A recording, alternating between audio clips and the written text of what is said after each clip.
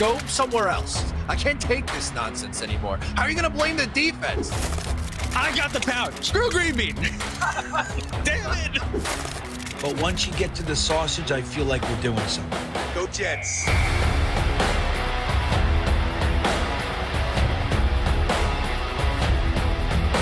And that's the other part of this, is people are insanely jealous of this show. This show gets the best of the best, and it does a different way, with positivity. He scores! Ow, my head! No, come on. What would you give up to see a Jets Super Bowl? All of my friends and family. Hit those milk thumbs, boys and girls. Freeze frame. Hold on to your underwear, ladies, and stand by, bitches. It's now time for Talkin' Jets with your hosts, Matt, Ryan, and Green Bean. Welcome to Talkin' Jets. My name's Ryan, and I'll be your pilot tonight.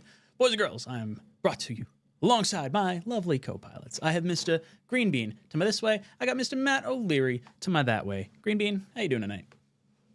Very uncomfortable, Ryan. I don't know what it is. I can't get straight. I'm like, don't I feel? I'm like over here. I'm like, hey, I can't seem to fit in my cube. I don't know what it is. So that aside, feeling pretty good. I'm just very uncomfortable. Green Bean's playing with his camera. We had some technical difficulties prior to the stream, and it's been. I probably should have just started the stream and let you fiddle with it because it was quite a funny interaction. Phenomenal content is what it was. I was worried because I too was having camera problems. For whatever reason, on the Zoom call, I could not get my this camera, not my computer camera, on, and I was restarting my computer, plug in and unplug in. Finally, it goes. I'm like, shit, I'm running late. And little did I know, Green Bean would be entertaining us for the next 7 minutes or so, trying to figure out his camera issues too. Yeah. So. And now I have 5 cameras hooked up, and they all look like this. Like, and then I got this one, and I'm like, oh, good. Let me just use this one. And it's like I can't fit in the room. I'm like, where am I? I might just go back to this and just do this for tonight. I got a lot of work to do. But right. Oh, look at that. Now you're super tall. You got yeah, here we go. Boys and girls, we got a lot to get into tonight. And by a lot, I mean like just some annoying BS by beat writers and stuff like that. Threw a poll question in the chat. Should the Jets trade Breece Hall for Ashton Jeanty? Or I guess trade him and then draft him with the number 7 overall pick. The answer is yes, no, or Samini is a dum-dum. You can vote and determine your thoughts in the poll question. Hit that like button. For every like we get on this video, we're going to pick, or for every 25 likes we get on this video, we're going to pick a hat, shirt, mug, eggs, giveaway contestant person at the end of the stream. And someone's going to win some at the end of the show. So thank you for hanging out with us. But I like the idea of every like gets a qualifier. I mean, every like. Let's do it. We want to rip through that tonight? Every single like will do a qualifier. If we're going to do that, we should probably allow multiples because it will drive you friggin' bonkers. Oh, I can't possibly imagine. It'd literally be the only thing I'm doing for the next 2 hours. That's all I would do. So forget that idea. We could want to do every 5? Can you do 5? Is that too much? Yeah. 10? Let's do 10. Every 10 likes, I'll throw up a quali. Wow. Like that's what we call them now. In the biz. Quali. Right, in the biz. Exactly. So I guess our poll question is probably where we could start off. Should the Jets trade Breece Hall for pennies on the dollar after a down season to draft someone they hope to be as good as Breece Hall? Swap out a strength, make it a weakness, waste a premium pick, top 10 pick on that same position? No. Not even going to entertain the rest of it. Just no, don't do it. Let's create a weakness and then use our 1 premium pick, top 10 pick to fill recently created weakness. And to gain, though, we got to remember what we're gaining. To gain a bottom end day 2 pick, which likely won't be able to start. So we effectively lose in this. We lose. It sounds so smart. I'll tell you what, it sounds very Jets-like. Muji would be settling right in. Fucking pull up a sofa, Muj. You fit right in, son. Drive me bonkers. Matt, what are your thoughts on this whole stupid conversation. It- Maybe it not gives- stupid. Maybe yeah. you really like it. Who knows? I don't want to put words in it. No, I don't like it. But even if like I'll try to talk through why some people like it. You have people who are very down on Breece Hall after the last 2 years, saying he's not the same guy that he was pre-injury. 𝐒𝐮𝐬𝐜𝐫𝐢𝐛𝐬𝐜 looks like a very special player, and the benefit would be that you get, you know, the 4 years of a cheap or 5 with the 5th-year option of a cheap contract. Breece Hall only has 1 more year left on his deal. Do you just lose him for nothing after the year? Which I'm going to start to dissect that argument now. I don't think that's how it would go. I think if Breece Hall has a good season in 2025, which I don't know about you guys, but I still think is very much so on the table. I don't want to sell my Breece Hall stock. I then would consider him as a franchise tag candidate. And the franchise tag for the running back is not an astronomical number. It's definitely one that, you know, you can use on the position. That's why we see this done so often. Most teams around the league, it feels like, you know, they find their running back in the draft. He's there for 4 years. They franchise tag him. They let someone else pay the 26 or 27-year-old running back. And unless you're Saquon Barkley, usually you're just about at the end of the line on your career anyway. Unfortunately, just the nature of the position. I think this is the most likely way for it to go. I don't know if Breece is going to get like a long-term contract extension, but that doesn't mean that I don't think he'll be here in 2025 and 2026, because I really do think that the franchise tag would be the route for them to go, assuming he has a strong season in 2025, which I think is on the table. Yeah, I can wrap my head around why people would want to trade Breece Hall. I don't like the idea of drafting a running back, especially in the top 10 right now. I feel like that's a move that, you know, a team that feels like they're on the cusp of the playoffs or making a little bit of a run is more in line to make. And especially for a team that wants to use running back by committee, like, why would you spend such a high pick on a committee back? You know, which I don't know what you envision the percentage of snap breakdown being between those 2 or 3 backs that you have in your stable, but you know, you're talking about using a premium position on, you know, for the same reason we kind of got mad at like Will McDonald being a situational pass rusher in year 1, like the same logic applies to a running back by committee on the offensive side of the ball for me. And I think that doesn't make a lot of sense. And I agree with you, Matt. I think this year, you know, you don't want to sell low on Breece Hall. I think there's plenty of discussion that could be had closer to the trade deadline. Are the Jets, you know, in contention? Are they not in contention? You know, is Breece disgruntled? Does he want to get off the team? I think once he's kind of tapped out, then, you know, I'm fine with moving on and making the trade. But as long as he's saying the right stuff and, you know, hey, I want to get paid, I want to be a Jet, you know, here long term. The idea is that he balls out and then all of a sudden you have, you know, the franchise tag on him. And I have no problem using the franchise tag. I think 2 years of Breece Hall, 2025, 2026, especially if you're going to like try to support Justin Fields this year anyway. And then if Justin Fields isn't the guy next year and you want to support, you know, whoever that quarterback is, I think it makes sense to have, you know, a good stable of running backs rather than making that weakness. Now, if you wanted to argue drafting a running back at some point in this draft, because it is such a deep draft, you know, I don't particularly want to do it because I do think that position is a strength, but I could wrap my head around it. For the sake of, you know, argument, and I guess Greenbean, I'll throw this one to you. What do you think Breece Hall's trade value is now? And then if he has a good season, either by the trade deadline or post, you know, the season, what do you think his trade value could be? Right now, Breece Hall's max value is likely a third. Right. That's what I think. And the only thing you could hope for is that somebody else out loved him. The Jets mismanaged them. The Jets suck. That piece, it has worked before and it will work again. Other organizations look at our team and think, dude, they had no idea how to manage this talent, right? They are, you know, clearly he's getting 6 carries a game, 8 carries a game, that kind of shit, 12 carries. So maybe that could slink in, but not in a draft that's deep in running back. I mean, like you think about it, if they're going to give you a third, it's likely next year's third too. Because why wouldn't they just use a third on a running back and have a 4-year cheap contract? Like you said, he's on the last year of his deal. He's going to be expensive if he balls out for you. So why are you going to give up? Only the Jets give up a 3rd-round pick for a 1-year rental kind of a thing. Most teams don't do that stuff. So I think in order to, and I love Breece Hall. You know what I mean? And I think that we did misuse him. I think our offensive staff was completely and utterly inept, right? Like they just didn't know how to do anything from the word go. They were lost. They were not good. Breece Hall was one of the victims of that, in my opinion. So I want to see him stay. I want to see him ball out. Like there's that whole thing. There's that logic that, well, if you're not going to keep him, get something for him now. Well, how about the something we get for him is actually getting 1,200 yards on the ground from him? Hey, that's something, isn't it? And whatever happened to that?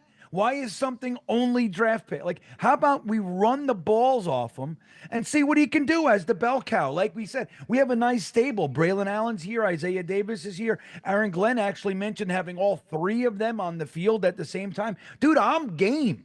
Do it all. Run Breece Hall run the wheels off him, and not like in a nefarious way, like try to kill him. Use him. He would embrace it. He'd be like, give me that damn ball. So develop the offense in such a way that that it functions, and let's use Breece Hall, see where he is, see if his value does go up, see if he's worth extending or franchise tagging and all that stuff. And let's go from there. Like why are you tinkering with something that doesn't need to be tinkered with? He's under contract. It's cheap. He's a really, really solid running back. You've seen the flashes year in, year out, both in the running game and the passing game. Just keep him here and use him and go fix the shit that's already broken. It's like looking at hey, we could use new windows. You're like, yeah, there's a big hole in the roof and the fence fucking burned down last week and the car has no catalytic converter and your wife's cheating on you. Why are you looking at windows? You know what I mean? Like, let's fix the real stuff. That's how I see it. All right, Ryan. Yeah, look, the offense is totally going to change. Like we saw Rodgers, audibling out of runs constantly last year. I think we were like 65% pass or something silly. Like just a lot of, not running the ball or being in, situations where you weren't necessarily able to run. And I think this year with Fields is going to be, sort of the other direction. You might be looking at almost a complete flip of the play calling capacity. Not to mention, like, Breece isn't just a running back. Like, the fact that he can play out of the backfield and just be a weapon on the field. Like, you can have Isaiah Davis and Braylon Allen in the backfield with Fields, with Breece split out with Garrett. Like, that is totally acceptable to do. And I think it would be selling low. I mean, especially after a down year, you hope that he bounces back. Like, I would rather run the risk of like, I like the idea of putting him in, like, put his back against the wall. Like, I'm not for giving him the contract yet. And even, I might even be just against giving him a contract in general because of, like, the running back position, not necessarily the player. But don't draft Ginty. That would burn me. Yeah. Me too. Would that be the pick that would infuriate you the most? And I would say maybe position, not so much like the pick. Is there another talked about player or position that would irk you a bit more, Matt? Jackson Dart or Jalen Milroe. I think that would definitely irk me more. Yeah. At least, like, I don't agree with it, but the Jets would be getting a top 3 player in this draft if they did this in Ashton Ginty. It's really more so our issues come with the roster building and the positional value argument of taking a running back in the top 10. I don't think that either of those quarterbacks that I listed, I don't think it's fair for them to go in the top 10 of the draft because of the expectations that come with that. The expectation is that you're going to be a franchise guy and going to play sooner rather than later. And I think for both Jalen Milroe and Jackson Dart, they're both projects and need to sit before they have a chance of, being a franchise guy, and I don't think the Jets can afford to take someone 7th overall that they have no plans of playing this year. I think for me, the quarterback position in general, I don't really want to address this year. I'd like to see the Jets kind of go all in on Fields for a season, build the roster however you want. If you want to build it in such a way that, like, even if it's not Fields next year, it's still like is conducive to whoever, phantom quarterback in 2026 is going to be. That's fine. But if you use that first round pick on a quarterback, I feel like you start, you piss off Garrett, you piss off some of the guys that are, buying into the Fields, conversation. I understand that the team comes before any one specific player, but I think you run yourself into this weird situation of overdrafting a player in a position that you don't want to start that player in right now. Like, I like Milroe. I'm not a huge fan of Jackson Dart. Like, if we didn't have Fields and the Jets made one of those selections, I wouldn't like it, but I could understand it because of the value, not the value, but because of the importance of the position more so than anything. I don't know which one I would be more upset with. Probably quarterback. You're probably right, Matt. I think quarterback would have me a little more fired up than the running back, but running back's probably that second position for me that would drive me up a wall. Where do you kind of fall on this conversation? Are those the two positions that would get you worked up the most? Yeah, but also defensive tackle would as well. Like, as much as, we like Mason Graham, I like Kenneth Grant just as much. There's like really good players, but like I would be aggravated with that. Like, what I really want is look, if you're going to do this Justin Fields shit and you're going to paint any picture that we're supposed to believe in, that he's going to make it, or that, you know what I mean? Then you need to use your premium resources to support him. I don't give a shit if that's completing the tackle with the right, getting the right tackle. I'm sorry, completing the line with the right tackle. I don't care if that's a wide receiver. I don't care if it's Ty Warren or Colston Loveland, depending on how everything falls and everything. But for me, like, even look, I love Jihad Campbell. If they did that at 7, I would be a little bit aggravated because it's not going to help Justin Fields directly on the field. Like, if this is look, we're taking that swing at that recent hope of like the Sam Darnolds of the world and the Baker Mayfields, and look at all these guys, they switch teams and bang. And it's like, all right, well, if we're going to take that swing, we got to give Baker Mayfield had Godwin and Mike Evans, right? And Perryman on top. And then you go up north and Sam Darnold's got Justin Jefferson and Addison and all these guys. And the tight ends, what do they have? Hawkinson, right? Right? He's on the Vikings now, I believe, TJ Hawkinson. Yes, he got traded. I forget he was drafted by the Lions. They traded to him. But it's like, that's how they succeed, man. You know what I mean? Not by going, hey, we brought in Justin Fields. He's super athletic. Garrett Wilson's here. Let's draft Mason Graham or Kenneth Grant or fucking Jihad Campbell or, any of these guys. It's just like, oh, don't worry. We can get a nice guy in the second. Yeah, you got to use your top 10 pick on something to help Justin Fields. Anything other than that is going to bother me, quite frankly. Yeah. And that, I think that ultimately filters down to like the Membu Warren conversation, I think for 90, I would say 90% of Jet fans. And I think there's a sliver of people that are still on Tet McMillan or, insert wide receiver, one that you like, or wide receiver 2, outside of Hunter. We did hear a little bit about the draft. It seems like Ward is basically a lock for the number 1 pick. It sounds like Hunter is going to be a lock for number 2 at the Browns. And then we get to the Giants, where I think most of their fan base is probably leaning towards Carter at this point. And wait, say that again. I think most of their fan base would want Abdul Carter at 3 instead of Shedeur Sanders, but I think those are probably the 2 picks. Matt, you do a show with a Giants fan. Where are they leaning that you've seen? I've seen a mix. I haven't done that show since January with going back to teaching. So I'll text. You know what? I'll text Anthony now because we're on the air. So I'll see what the vibe is and I'll report back to you on that. What do you think, Bean? What do you think the Giants, in your mind, should do? I think that like Sanders for me is where I've thought they would go for like the longest time. And then now with having the two quarterbacks in Winston and Russell, you know, maybe there's a thought of like, okay, we need two capable players to prove that this coaching regime can get an extra year beyond this and some additional faith, where if they take the quarterback, like you might have to get a new head coach and a new GM that just happens to like that quarterback, and you're kind of pigeonholing yourself into an odd narrative. What do you think, Bean, for the Giants? Yeah, well, I get that, but I also think like Russell Wilson's not long for this world, right? I mean, how old is he? He's not 40, right? Yet. No, I think he's 36. 36? Yeah, something like that. But like, I don't know. I think the wisdom would be like the Giants to sit down with Dable and go, all right, like we know the deal with Daniel Jones. You got him to play really well. We made a mistake as an organization, and we bought into him for 2 more years and whatever it is, and we let Saquon Barkley go because of whatever.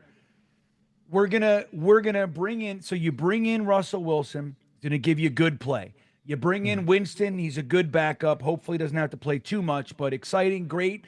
2 really good options. I think Shedeur Sanders in that locker room, like you sit down and you commit and you go, look, let's bring in a quarterback and we're going to raise him for a year behind Russell Wilson, who's a little bit uncomfortable and awkward, but the guy puts $1 million into his body every single year, and he's constantly eating the right thing and working out and all this stuff to an annoying degree.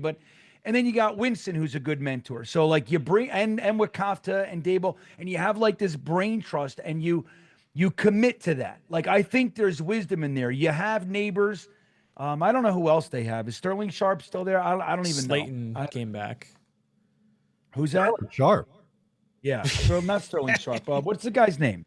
Thought you were talking about Slayton. Darius Slayton, or are you're thinking Sterling Shepard? Yeah. Sterling Shepard is, I think he was last in Tampa Bay. I don't know if he's in the league. Yeah, I don't even remember. I don't pay attention to the Giants. So like, but that's what I think. I think that would be smart. Like you say, like, let's calm down and let's really set this organization up. We made a couple mistakes the last few years trying to move pieces and everything. That's what I think they should do. I don't think they're going to, though. I think that they're going to take maybe Abdul Carter, somebody that's more of a blue chip immediate impact, because you're using the 3rd overall pick in New York on a guy that's not going to play. It's going to be tough. You know what I mean? Okay, so I got the text back from Anthony. I was surprised to hear this. Said for a long while it was Shedeur, but now it's leaning Carter. So you're right, Brian. Yeah, my Giant fan friends were like all on board. They think Carter's Micah Parsons, which I would kind of fall in line with. I think the dude's a stud. Then it probably opens them up to either trading Kayvon Thibodeau or just having a filthy pass rush for like, I feel like every time this team has had some crazy success, they've had just lethal pass rush. It's going to be a really fun team to watch. And then who knows, maybe they roll the dice in the 2nd round or, trade up into the 1st if they want a quarterback. I saw someone in the chat mention that Milroe got invited to the draft, which implies he's going 1st round. I think his floor is the Steelers at 21. I really think that's probably the direction they want to go. So any team that's interested in Milroe is going to either have to take him prior to 21 or jump in front of the Steelers to get him. As far as 4 goes, Patriots, Hunter and Carter off the board. Where do they go? Are they going O-line, Matt? What's your thoughts on the Patriots sitting there at 4? Yeah, I think. I was going to talk myself into something else, but no, I think it would be either Will Campbell or Armand Membu. For the Jets' sake, I hope it's Will Campbell, just because I think Membu's a better fit for what the Jets need. And the Patriots need kind of everything on the offensive line. So if he ends up actually being a guard and not a tackle, that's okay for them. Whereas the Jets, like, I don't know how much that really benefits them if they do plan on keeping Elijah Vera Tucker and John Simpson at guard this year. So that would be my guess. Yeah, I would say they go offensive line. Being for the Patriots at 4, is it O-line for you? Is it another position group? What are your thoughts? I don't know. I like the Patriots at receiver. That's what I think they're. Look, the offensive line thing makes sense, but like whatever, their quarterback actually like he can be somebody. You know what I mean? Like so again, doing anything that doesn't support the quarterback, I think would be hard for me to buy into right now for them. I think that they go wide receiver. That's what I think. Do you think that probably Tet McMillan at that point? I think it's going to be Tet. Yeah. I could see an argument for Warren too. Like that feels like a very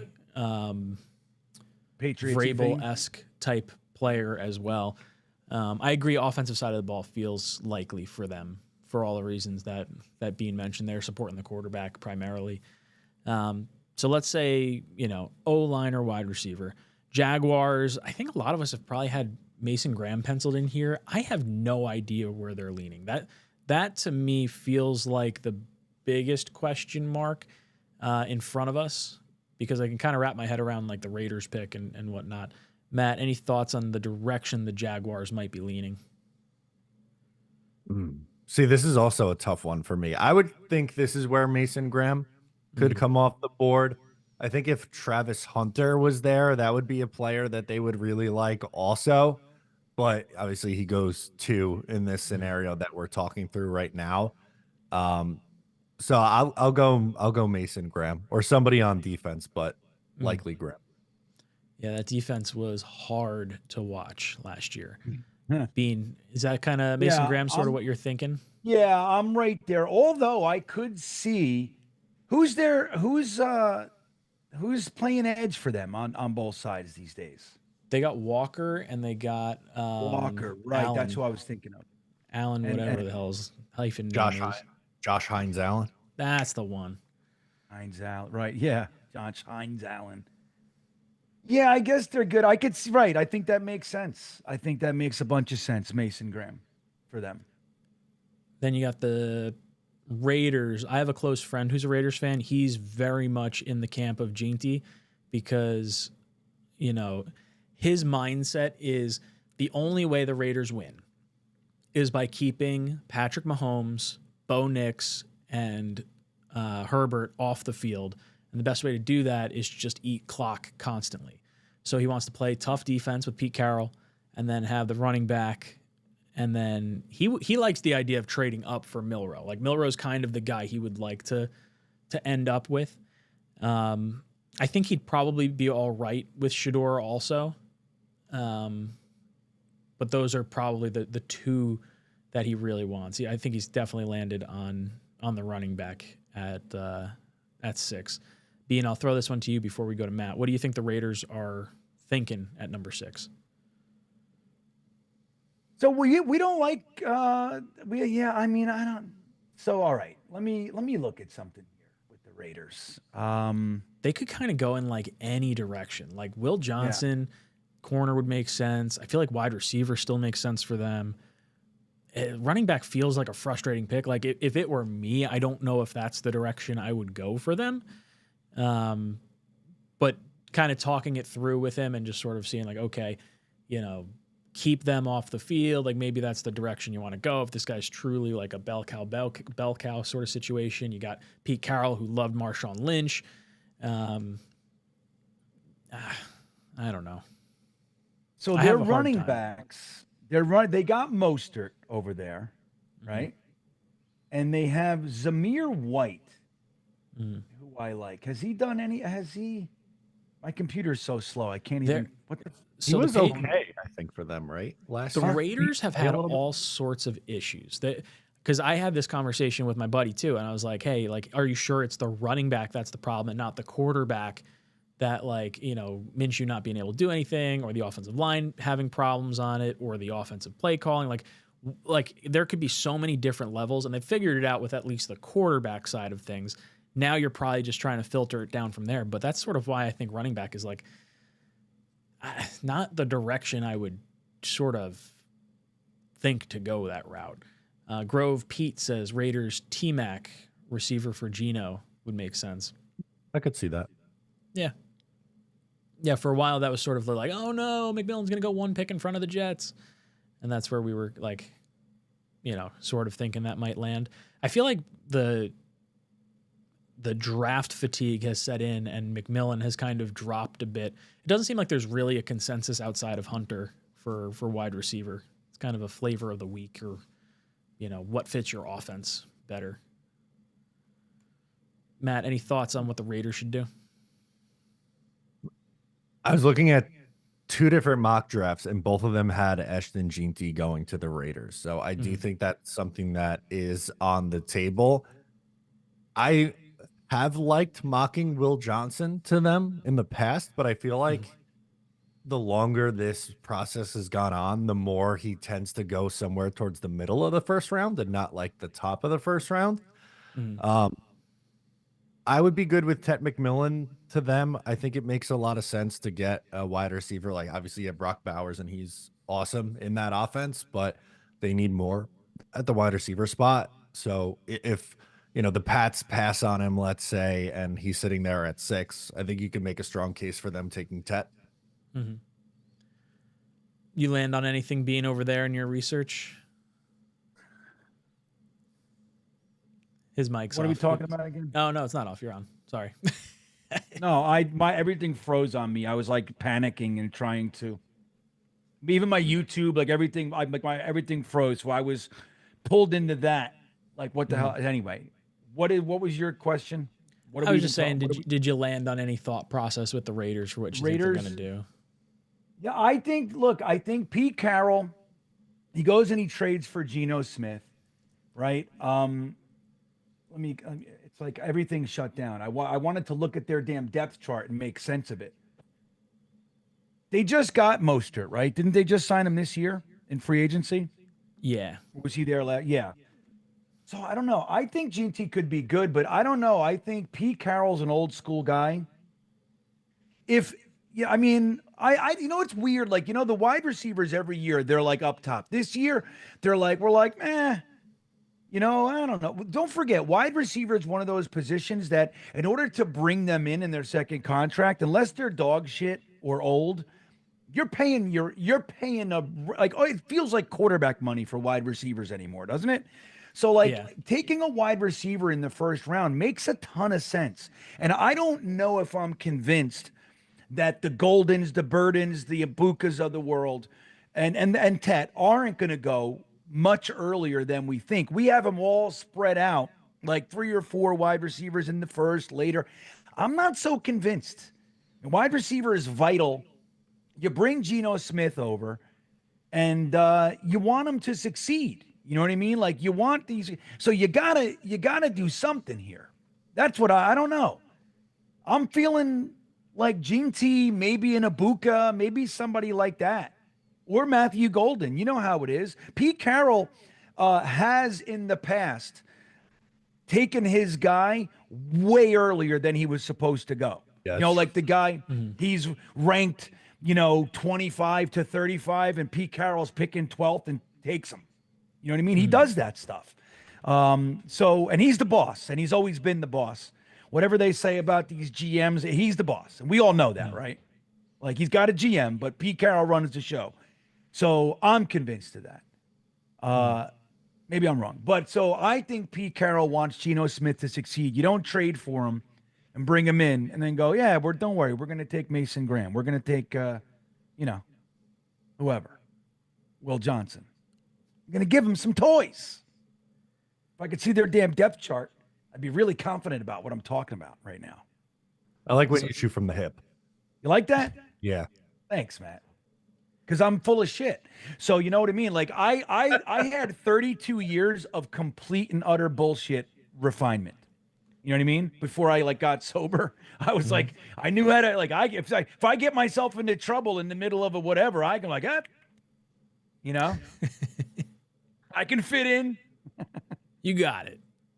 We used to call we were a lot of my when you get into new recovery, we all say we were a chameleon. I could be, if I'm with bikers, I'm a biker. If I'm with athletes, I'm a jock. If I'm with preps, fuck it, I read books. You know what I mean? I got a book.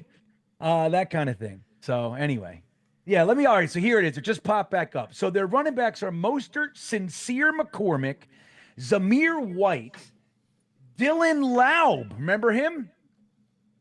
Lobby. Remember, we all liked him. And then they got a whole bunch. Isaiah Spiller's there. You know where Dylan Laubie's from? Talk about it. Long Island.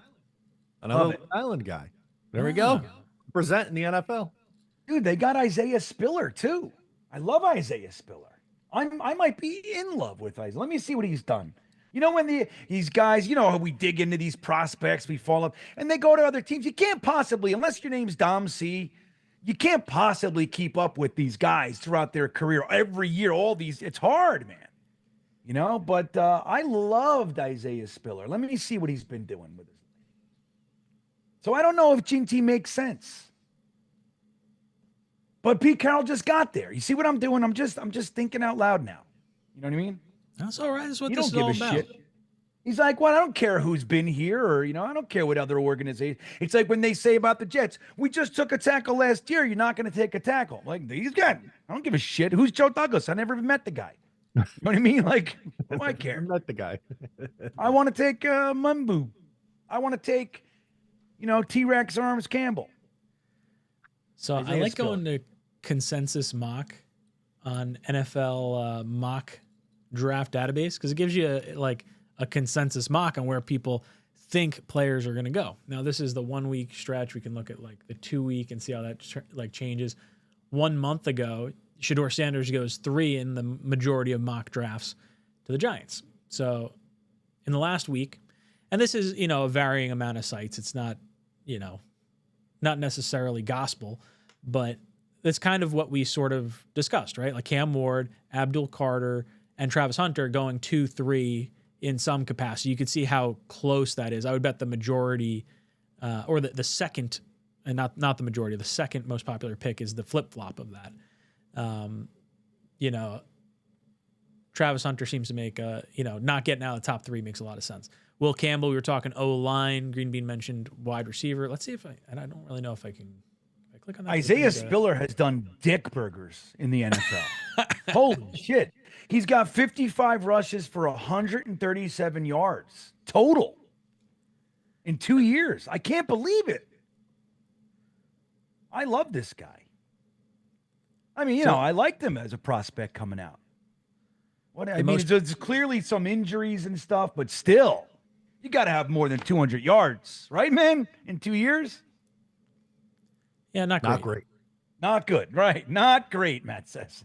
Not great. And he didn't play at all in 2024. Not a single snap.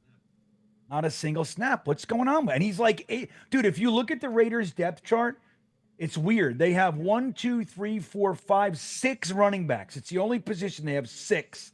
And he's number 6. That's a lot of running backs. Great. A lot of running backs. So here's an interesting thought process. I'm kind of stirring up in my head right now. The Browns, I feel like, are just trying to get the Giants to trade with them, like in the worst way. And it's because I feel like Travis Hunter or like the Shedeur Sanders thoughts of like, oh, you know, maybe they're going to go Shedeur Sanders at 2. So Giants, you're going to have to flip-flop up to go get your guy. And then the Giants, bring in Russell Wilson and, Winston. And then all of a sudden it's like, oh, well, now the Giants, I think, are probably going to lean Abdul Carter or Hunter. And now it's like the Browns all of a sudden are like, oh, we're Abdul Carter, even though he signed Myles Garrett. I don't know if there's any truth to that or not. And I don't think the Giants necessarily care. They might be happy with either one of Abdul Carter or Travis Hunter. I think Hunter is probably who they would hope to get to fall down to them.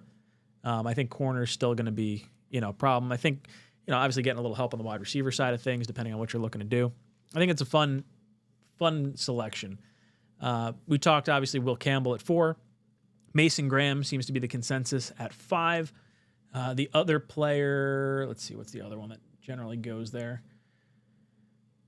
Will Johnson going earlier. So definitely defense is kind of what the consensus is leaning as. For the Raiders, Genty at 26%, Shedeur Sanders 18%, Tet McMillan 16%. So kind of right where we were sort of talking. Sanders still, to me, feels like it makes a ton of sense, even with like the Geno Smith signing, because I think he's tied into them for 3 years now. Huh. Is that right? It was a 2 was it a 2-year extension Is it? Yes. on Yeah, top of okay. the year he had? Well, I mean, if you want him to sit for a little bit, right? Like who perfect Yeah. Gino kind of is one of his pro comps, right? A lot of people have compared Shador Sanders to late stage Geno Smith in the style that they play. So I don't think it's a bad thing. I see. Now, so look, if Shador Sanders makes it to 7, does that in your mind? Because like he's slipping, right? And like we've talked about, he's slipping past quarterback needy teams. Whether you look at the Browns, who they still have Deshaun Watson and whatever, but they could be considered a quarterback needy team.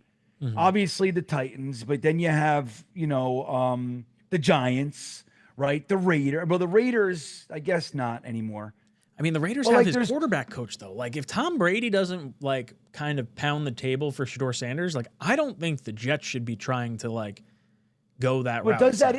Yeah, but does that increase? Like, is there a trade partner? Is there somebody behind us that's like, holy shit, he's in striking distance? Do you think, or is this just like, no, if he makes it to us, we'll consider it. But where is this guy? He's very much an X factor. I feel very uncomfortable with this. I'd like to know.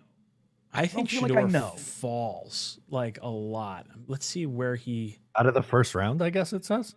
Remember, dude, think about it. yeah. Aaron Rodgers, the same thing. He was in the first pick overall conversation, and he slid to the mid-20s.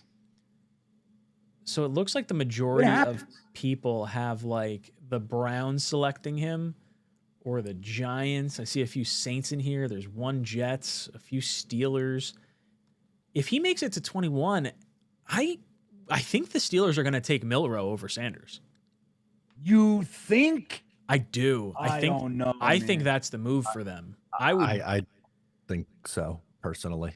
Wait, You you, do- think you they do or would too? don't, That Matt? they would take Milroe over Sanders? No, I think they would take. I would think they would definitely take Sanders before Milroe. I think so too.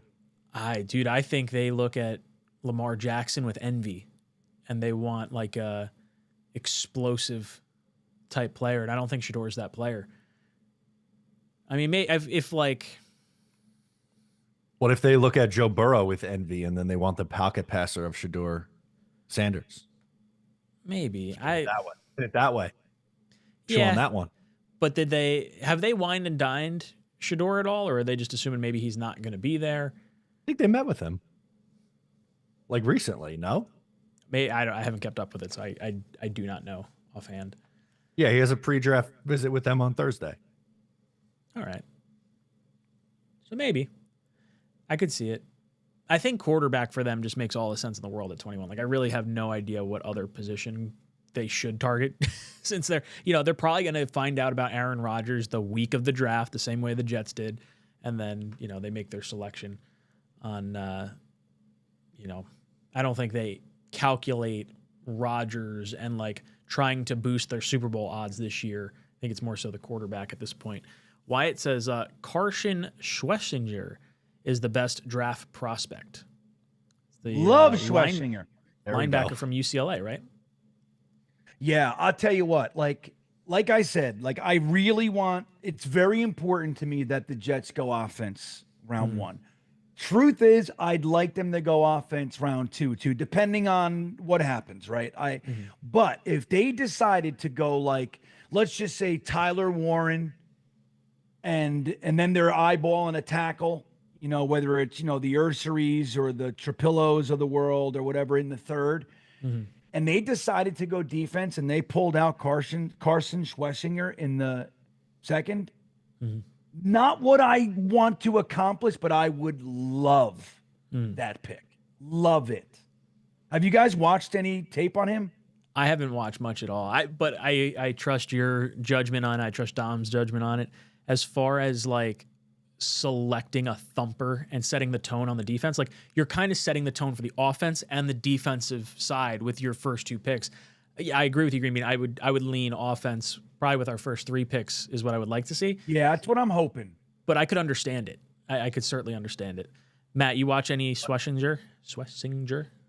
A little bit, but not to the most extreme where I'm gonna be like pounding the table and like, Yeah. yeah, I've seen him and I'm no doubt like he's one of my guys. I was just gonna say that I love this is the 6th year we're doing draft content together, by the way. Yeah. Started for the 2020 draft, and now we're in 2025. And I love, like, you always know Green Bean's gonna have a guy, and it's either gonna be a scrappy linebacker or a big bruising tight end. And like that's he's got a type, and I love I do. that's my favorite thing where we start to learn each other's types. Yeah. You know, for prospects. So not Dude. surprised that 𝐒𝐿𝐴𝐻𝐿 is one of his guys in the least. Yeah, we're like, think about how much life has happened since we started doing this, right? Dude, we're I got a house. I got married. I had 2 kids. Green Bean got a house. I got Career numerous changes houses. left and right. Yeah. Matt got a house. I got a house, engaged, wedding Yeah. coming up. Right. A lot has changed. It's crazy. It's Green Bean was fucking traveling the country in an RV. He had just sold his crazy. house. For 2 years. 2 years of us doing this. Crazy. Like, yeah. Yeah. I mean, it's right. It's like, I think that's fun. Like, you know what I'm going to do? I'm going to go back through the Talkin' Jets. Oh, no, because it's right. Jets Talk 24/7. And I'm going to look for our old stuff. I'm going to want to see our faces. Oh, My dude. beard was gray, right? Yeah, I already had a Yeah. gray beard by the time I met you guys. Right. Yeah. Okay. I was already old. So, like, think about it. We've been doing this for 6 years. I was already 45 years old. You guys are like, Matt was like, what, 22? No, 25, I guess. Wow. No. I used to listen Aren't to you Matt just You're O'Leary. turning 30 soon, Matt. I'm turning 30 in 2 weeks, right before the draft. And this is our 6th year doing this, right? 20, Oh, so maybe, I guess, what, 24? yeah. Well, let's see, 25, 26, 27, 28. No, I was right. Math was right. 25. No, I used to listen to O'Leary when I was at the gym, right? So, like, before everything, I would listen. There was very little Jets content on YouTube. It was the Jet Nation had their podcast, which was predominantly audio, but every now and then they'd make a video. You had Boy Green had a podcast, but then you had Jets Talk 24/7. No. Yeah, I'm Ian. talking. Let's Talk Jets. You were around too, right? So, but it was like I found you after I found Matt, but I found you before we knew each other. But it was like, and then Matt O'Leary. And you know what's funny? One time I was at the gym. Listen to this. I don't know if I've ever told this story, but I was at the gym one time and I was sitting on I was doing like arms or whatever, but I was sitting like between sets, and I was watching an O'Leary video, and I decided to comment. I never commented on a YouTube video, and I commented on Matt O'Leary's YouTube video saying like, well, I don't know, I think blah, blah, blah. And he responded to me. Oh, no. And I told my wife about it. Hey, Oh, okay. I thought you were going to be like, I was an asshole. no, not at all. You were like, you actually, you just like responded. And we in my mind, it was like, I had a conversation with the famous, because I would watch you. You did at least weekly videos. I remember you doing maybe Mets or Islanders videos too. It wasn't just Jets when I first started talking. Early watching YouTube days. Yeah. Yeah. right? Yeah. So anyway, it was like I was like thrilled that you replied. I'm like, he replied. Look at that. I was like, great. It's really big news. I was so excited about it because Matt O'Leary responded to me. Isn't that cool? It is. That's like, he's starstruck. You can see Green Bean blushing over there. Yeah, I was all touched. And then we collaborated, and magic happened. And Yeah. now you guys get to hang out with us for a 6th draft Yeah. and see us make So goons cool. of ourselves when we are in utter shock that we take Jackson Dart at 7. It'd be a Oh good my God. reaction. Positive spin. We'd get a great reaction video out of it. Yeah, no doubt. Yeah, that's about as positive as I could get on that pick, I think. Yeah. And Taylor clips it up for us, and we have it in 30 seconds. Yep. Ugh. Taylor Stare at is ourselves. is a saint. Very Indy. much so. Indy comes in. He says, are you guys doing call-ins during the draft? If so, I'll call from Jake's draft party. We usually don't do any kind of call-ins for night 1. And then I think occasionally we get some stuff for the for the second night. Usually we have a bunch of guests on. I'll be honest, I have not reached out to the normal cast of characters that I reach out to. I have been so busy with work, but we'll get some guys lined up, and we'll have some good guests. Maybe we'll do some phone calls, get some reactions on what people are thinking from the draft. Candle says Sanders falls to 7. Dad says okay. Jets brass pass? ? So this kind of goes back to the Sanders conversation we just had. I don't want the Jets to take Sanders if he falls to 7. I would like to go all in on Fields for a season and then let this regime kind of see what they feel about their roster overall, and then invest into the quarterback a little more heavily than just the free agent contract in Fields. I feel like right now this needs to be more of a statement pick at number 1, or at in the first round at number 7. And to me, Warren and Membu fit that bill a lot. And then based on just kind of reading the tea leaves on how Fields utilizes the tight end, how the Jets have kind of talked about their offensive line, leads me to believe, like, if I'm a betting man, I think Warren is the pick at 7. So I would pass on Sanders. I don't want Tom Brady screwing us again. I feel like if he passes on Sanders at 6, that's a sign to just let someone else jump on that hand grenade. Matt, any thoughts on Sanders at 7? I would hope that Darren Muji and Aaron Glenn get on the phone and start trying to move down with teams who are interested in taking Shedeur Sanders. That'd be my approach. I don't think the Jets should draft him. Yeah, I mean, what other teams? You think? I guess the Saints we were talking about. Just sort of like glancing down. Pittsburgh's a little far. I don't know if I want to move all the way back to 21. How much did Dallas sign Dak last year? Or was it 2 years ago now? Like, is there any world where they're like, we want Dion's kid? Like in the first. That would be shocking. He got a 4-year contract extension last year. His dead money is insane the next couple of years. Okay. Yeah, I feel like the next picks would be, I mean, I guess the Saints, and then it would be like Seattle, maybe, even with Sam, and then the Steelers. And then after that, I don't really, maybe the Rams, but that doesn't feel like a Rams pick necessarily. Yeah, Shedeur might fall in the second round if he doesn't go to the Steelers. And then how much are they willing to trade up? What? I said the draft is weird. You never know. Guys who we think, are going in the first. Every year I feel like there's 45 guys who are like, oh, they're absolutely going in the first round. It's like, well, there's only 30 picks, so someone's going to fall. Bean, any additional thoughts on Sanders? No, only because I'm not listening. For just this moment, just this brief moment. I'm engaged, but I gotta send you. I gotta send you you guys. I'm sending you a text right now. It's important, but yeah. What'd you guys say? I'll give a comment. I'm ready. So just talking about like Sanders in general. If Sanders falls to 7, Candle Jack was saying his dad would say okay, and then what do you think the Jets would do?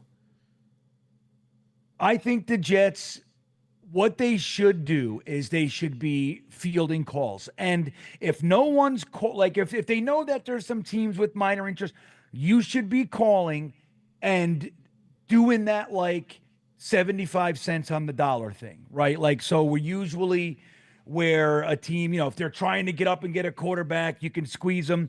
You go, like, if you're going back to like, where are the Steelers? 21? Let's say you call them and you go, hey, man, I'm willing to go back to 21 for, a third this year, a third next year, something like that. Or, whatever. I'd have to look at it to really get, but something like that. I think you should try to utilize that opportunity to squeeze a little value out of this draft. Get something for next year, get something additional in the mids. Because I'm a firm believer that, unless it's Membu, unless it's Tyler Warren, those kinds of guys, or Mason Graham, like, you're going to be able to get a similar player in the 15 to 25 range as you are up top. That's just what I like. I would be delighted. Like if I could call the Steelers and say, give me 1 second and we'll call it a wrap. And you can come up and get your quarterback. I'd be much happier with an extra second and a Buka than like Tet McMillan at 7. That's just how I would look at it that way. That's what I'm hoping that they do. I really hope that we don't take Shedeur Sanders. I think it undermines everything that we're doing. You know, like what's the old saying? It might be a Parcells. If you have 2 quarterbacks, you really have none. It splits the locker room. You know what I mean? So I just don't want to see them. Look, we can say what we want about Justin Fields. They made the move. Let's finally do everything we can. Let's commit to something and make sure that it works. It's like when we did the Will McDonald. Look, Will McDonald's fine. We all love him. It's fine. It's great. But at that time, we were going all in with Aaron Rodgers. Why on earth would you not take Anton Harrison or Jackson Smith and Jigba? Like, why on earth would you do that? Why are you playing for next year? Like, you commit to the gig. And so that's, I really hope they don't. So I would be hoping that the Jets, that they're trying to field calls. And look, if you got people calling you, great. If not, put some feelers out there. You got 15 minutes, or is it 10 minutes to do it? And they do all the pre-work and everything. You call them and say, dude, 80 cents on the dollar. Let's do it. You know what I mean? That's what I would hope. Wyatt says, never mind, Jackson Dart is looking better. Talking about Schlesinger and then Jackson Dart. No, Wyatt. Stop it. Disagree with you. Don't want Dart. I'm going to jump down real quick. I want to acknowledge Armani AD becoming a member of the OnlyFans.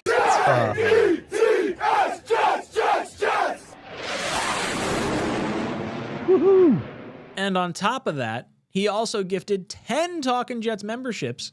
So RB, 𝐒𝐿𝐫𝐞𝐽, Grove Pete, Brian Glick, Extinguish the Guilt, Gaming with Chris, Jet Life, Flight Right, Red John, and Flight Boys all got memberships courtesy of Armani AD. You are a gentleman and a scholar, my friend. Thank you so much.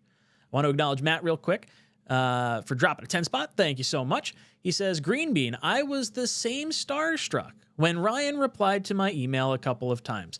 Then you and Matt have liked my ideas in comments. You guys are awesome. I don't miss a video anymore. Much love. Matthew, thank you so much. It's greatly appreciated. And honestly, we love talking to the people in the chat. Like, it is, like, we would not be doing this if it was not for the conversation and the, the heckling back and forth. I wish I could spend more time than I currently do on, like, arguing with people in the chat. And I've probably turned people off of my own content because I get too fired up sometimes. And it's like, I think you're wrong. And, like, they're like, well, this guy sucks. I'm not going to comment on his stuff ever again. And I really hope that's not the case. But, like, I feel like I've probably been a little too passionate at times. But I've got into downright, I've got into fights with people. It's rare. It's usually during a Jets game.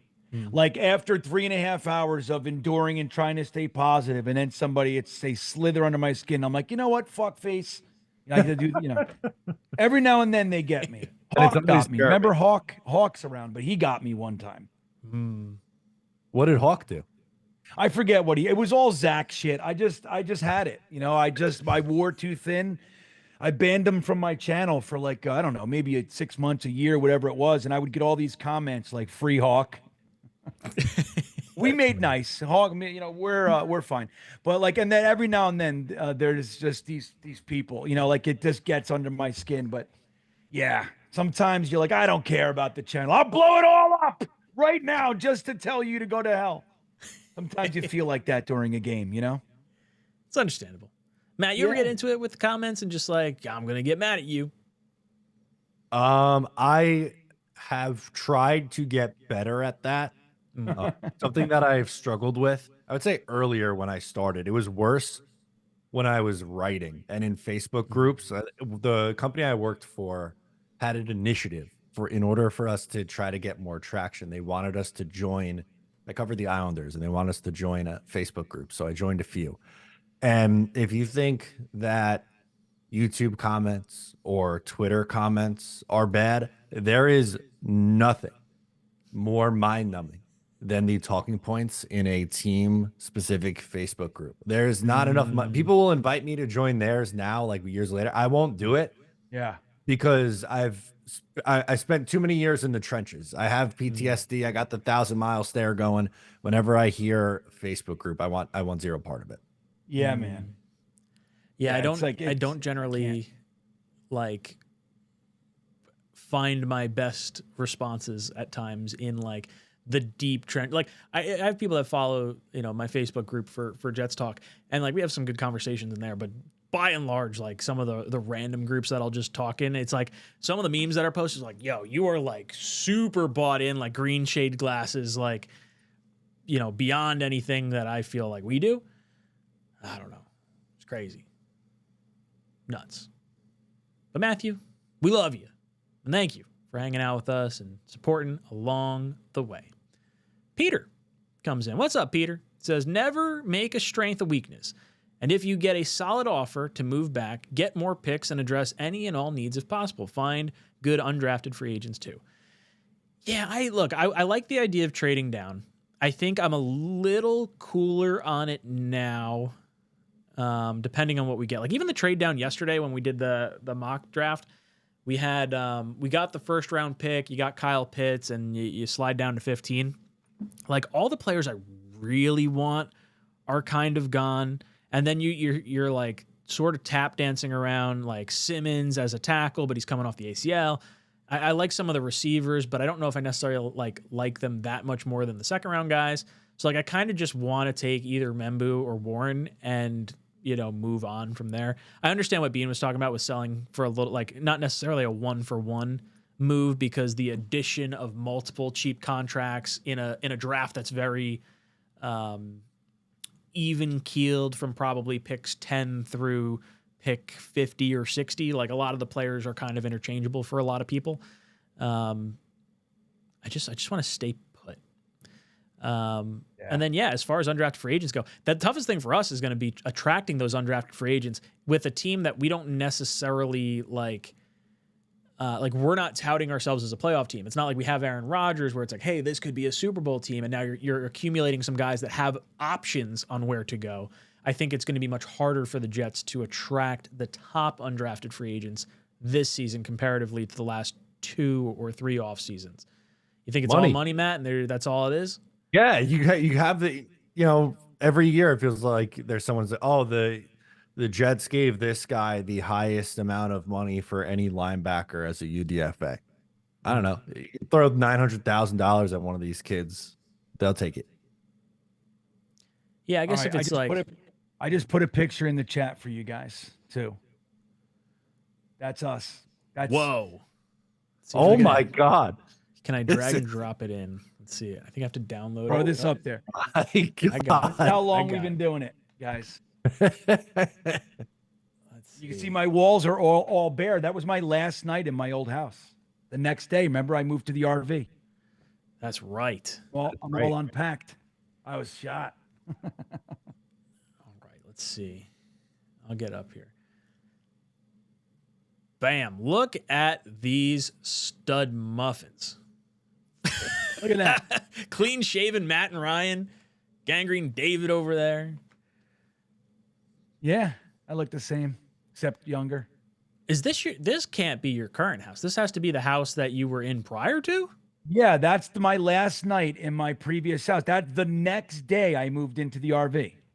Remember around the day 2 of that draft, I was in the RV. Remember you guys put up my picture? You guys that's put a picture of me, and then people were like, why isn't Green Bean talking? Remember? Why isn't he moving? What do you guys think of that in the chat, huh? What do you think of this shit? That is old. Same hat. Same hat. Hasn't changed at all. Well, no, that's actually Well, I'm talking about my hat. Oh, your hat. My hat's been the same. Green Bean's the eaten one, right? Yeah, Oh, that's right. That was the dog ate my hat. Yeah, so I got the second one here. But where's the? I have the chewed up hat here. I had it hanging up. What did I do? I don't know what I did with it. That's sad. I gotta find that. We should do the prediction ones again. I feel like that's pretty fun to like have up and then have us look like asshats after the fact. Yeah, I was. What's that word? Shocking. Green Bean wanted Josh to trade Jones. down. Yeah, No, it was just a prediction. Yeah, I was what is that word I was? Wrong. Yeah, I was wrong. But we thought when it got to our pick, we all thought the Jets were going to go Tristan Wirfs. Correct. This was like before. This is early. This is 13 minutes and 51 seconds into a 5-hour and 13-minute video. Yeah. So that I think we wanted Wirfs. We're like, okay, Wirfs should be the pick. Yeah. We thought that he would be gone by the time the Jets had like the 11th pick. I don't think the expectation was for him to be there. No. It was, I think we all knew Andrew Thomas was going to go early. He was like the safest of the picks. Yep. Becton was like the biggest boomer bust pick. Yeah, no doubt. And that sort of, launched. What would that been? That was Douglas's first draft, right? I'm not. Yeah. This was the COVID draft, man. That's right. Ugh. Good times. I want to find the reaction. Yeah, see how we we are did. young there. Yeah, it's crazy, dude. That's 6 years ago, like Matt said. A lot of life. Matt had all the Islanders shit behind him. Yeah. A lot has changed since then. 𝐒𝐿𝐫𝐞𝐞 says, Matt looks like McAfee. I'll take that. He's a good looking guy. Yeah, he's a good looking dude. My face looks so much thinner. I look chubby with a beard or fuller. I'm like way too skinny. No, I think you look good. Thank but you. I'm clearly biased. A little bit. I think you look great, Green Bean. Oh, thanks. Dante coming in, gifting 5 Talkin' Jets memberships. We get or I should say OnlyFans memberships. Danger Zone, J Long, Loco Jets, Ethan Brocco. I'm going to call it Broccoli. And Andrew Grzanka. Hey, what's up, Andrew? Good to see you in there. All winning memberships, courtesy of Dante. Let me hit this super chat up here. Where'd it go? And then I'll go down to our 20 spot. Milton Fung comes in and says, I've seen a lot of smoke linking Sanders to New Orleans. We're in great position if someone wants to jump them. How far would you be willing to trade down? How far would I be willing As to they trade want. down? I'm willing to trade as far back as I need to this year. Yeah, you give me a first next year. I think I'm pretty open at that point. Where I start getting a little shaky is like just a second round pick this year, and it kind of depends. If we could go down to 9, I'm on board. Yo, swap picks with the Saints and say, hey, give us a third.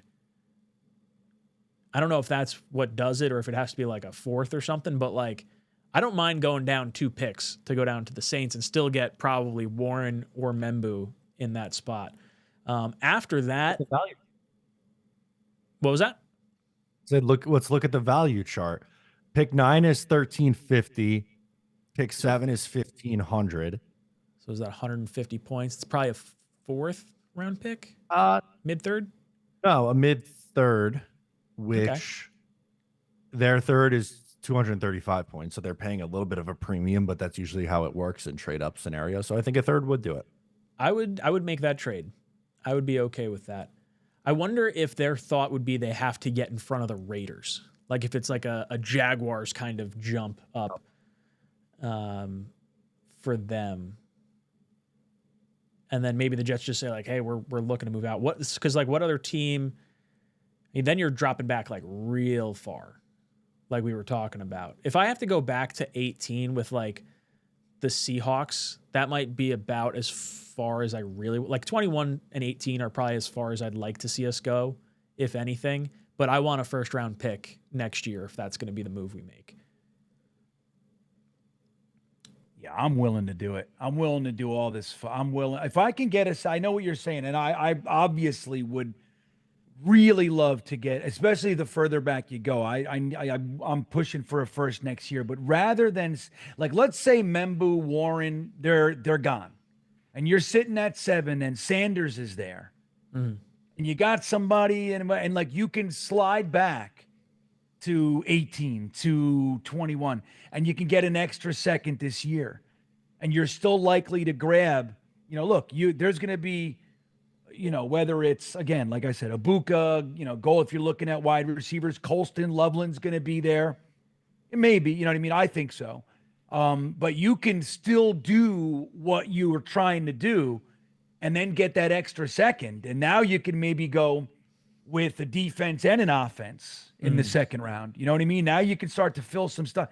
I don't know. I think it's worth it rather than just going, all right, well, I'm going to go BPA at 7 and then come away with, Justin Simmons or whoever, or Colston Loveland there, or what, you know what I mean? That's well, how yeah, see it. I think if Warren and Membu are both gone by 7, that feels like a kick in the balls. Like, I don't know which player ultimately then falls down to us at that point.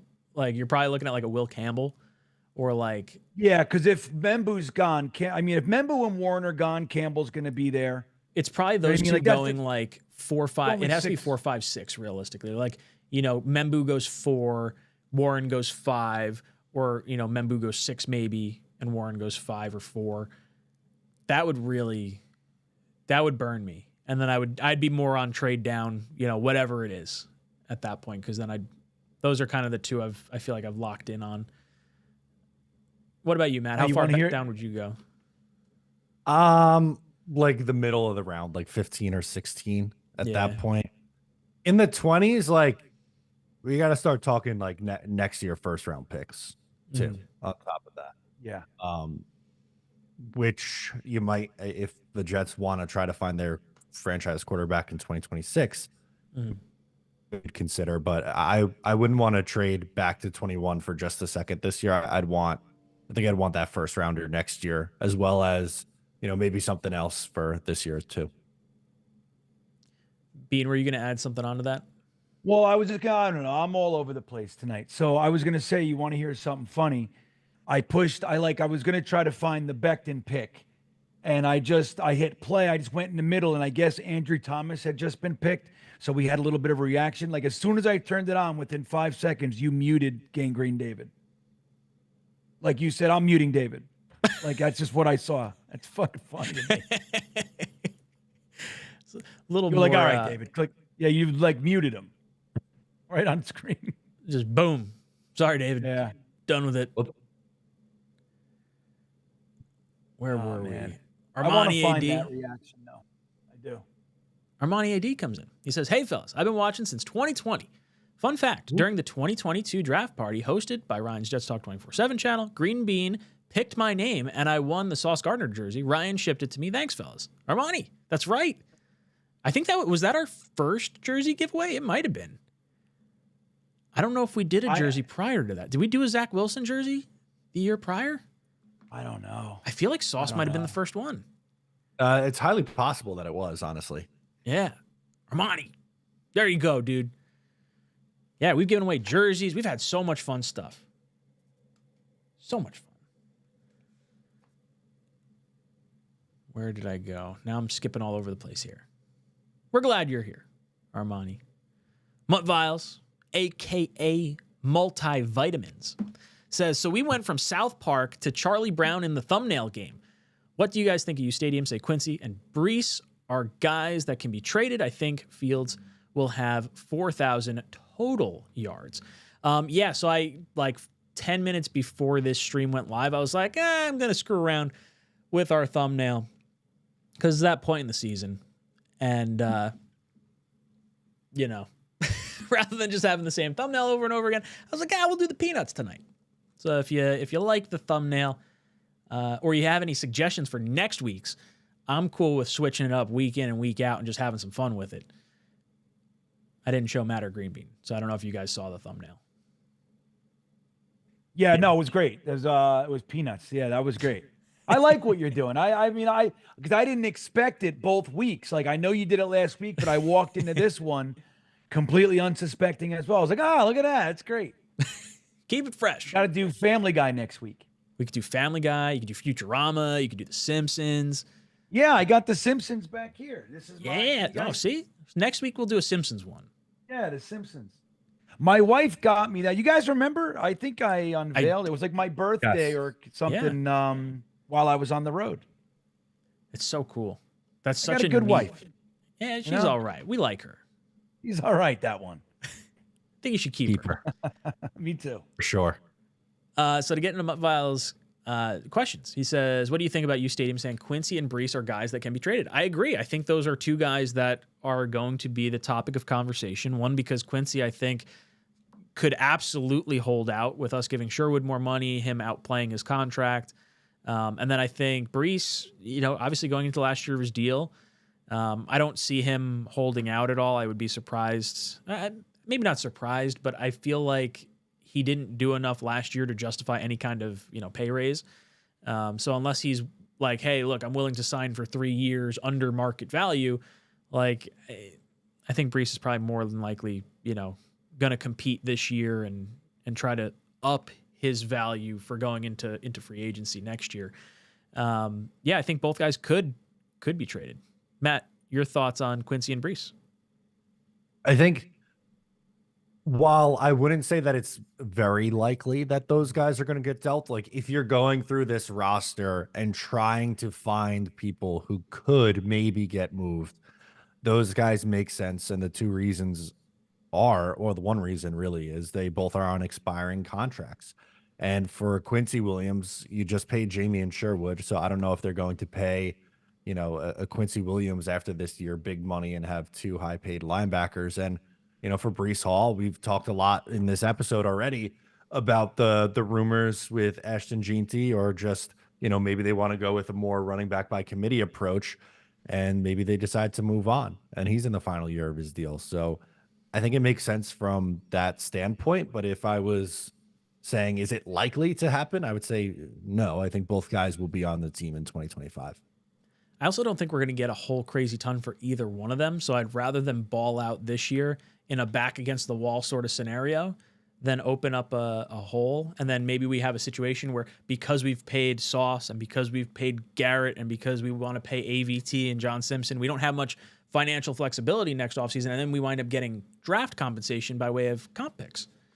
Obviously it's a year later, but I want to be a team that drafts well or has good players that wind up leaving because we can't afford to retain them because we have other good players. Bean, I know you like the comp pick formula. What are your thoughts on Quincy and Brees trading them or letting them play out the year or possibly extending? Yeah, so here's the thing. I am a fan of not creating more. Like, we have so many holes, right? So many. So I would like to see us not create any more. That's so I get why, people in the last year, their contracts, I understand it, but I want this regime, the Aaron Glenn led coaching staff, to have the ability to build, right? So that's what I want. So they came here, they had to make a very, very big decision. Do we keep Aaron Rodgers and Devontae Adams? Do we roll forward and look at last year as the year where they shook off all the rust, the whole team? It was their first year playing together. They had the offensive line issues. They finally settled down. They were playing at times some pretty decent football. Can we build on this? So they come in and they decide against it. And then they go and they get Justin Fields, which is much debated, right? At minimum. So we have defensive tackles. You also had to get rid of CJ Mosley and Solomon Thomas and, lots of guys that have been here for a while and all that stuff. So you see all that, Brandon Eccles, right? DJ Reed, there's all these holes. Why we would want to trade a Quincy Williams, if they're going to try to do anything this year and be able to evaluate guys, you trade Quincy Williams. What are you getting for Quincy Williams in the last year of his? Matt, what do you think realistically? Probably something similar to Brees, like a mid-round pick, third, fourth, fifth, somewhere in that range. Yeah. So you're trading Quincy Williams, who has been Pro Bowl, all pro level for you. Keep these players here. Maybe, just maybe, they like them. It's really good. It's working in the Aaron Glenn, Steve Wilks defense. And you keep these guys. Have the chance to evaluate guys that have played at a high enough level to be considered Pro Bowlers or all pros, right? Like keep those guys. Now, Brees Hall isn't that, but he's, high pedigree. He was the top running back in his class. He's done really, really good things. And for a really, really piss poor offensive team. So I don't know. I don't see the value, in it, so, like you can, I mean, somebody will give you something, but I don't see it because don't forget, man, like they got to pay these guys going into the draft. It's really hard to trade guys when you're, that are going to be due for a big contract in one season, when you're looking at just a smorgasbord of young talent for free, you know what I mean? For cheap. Like, I don't know. It's like, you're going to end up selling low and it doesn't make any sense. So I really think that they flipped a lot of this house. You know what I mean? Again, we can go through it all. Kenny Yeboah is gone. Solomon Thomas is gone. Kinlaw is gone. Leaky Fotu is gone. Aaron Rodgers is gone. Devontae Adams is gone. DJ Reed is gone. Brandon Eccles is gone. Ashton Davis is gone. All these, it's like we have an entirely different, we have half the house is gone. I think it's enough. And let's settle down. Let's bring on a nice draft class and let's evaluate the team that we have and see, do we even want, like, I would like the opportunity to keep guys as opposed to getting away just for the sake of trading. That's how I see it, Mud Files. And then he says, I think Fields will have 4,000 yards. He's talking total yards, not just passing yards. I think the most Fields has had, I think, is like 3,400 between rushing and passing. That would have been 2022, I think. I'd say, right, 3,500 in the air and 500 on the ground. You happy with that? I'm delighted. Oh, I'd be pumped. I don't think he's getting 3,500 through the air, though. I think we're probably looking at like 2,500 and then at best 1,000 on the ground. So how many games do you think Fields plays? 17. Yeah, I think he gets the season. Maybe he misses a game in there somewhere, but like I think he's going to be the starter for the full year.